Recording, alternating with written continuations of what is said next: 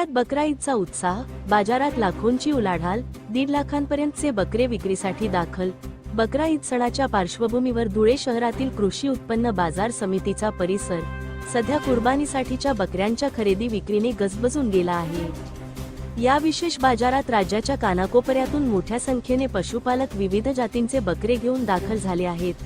ग्राहकांची वाढती मागणी लक्षात घेता या बाजारात सामान्य नागरिकांना परवडणाऱ्या 20 ते 30 हजारांच्या बकऱ्यापासून ते शौकीनांच्या पसंतीस उतरणाऱ्या 1.5 लाखांपर्यंतच्या आकर्षक आणि धष्टपुष्ट बकऱ्यांचा समावेश आहे।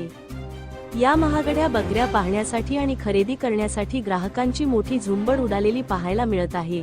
या बाजाराचे वैशिष्ट्य म्हणजे केवळ स्थानिकच नव्हे तर राजस्थानी, सोजत यांसारख्या प्रसिद्ध जातींच्या बकऱ्यांचीही मोठी आवक झाली आहे।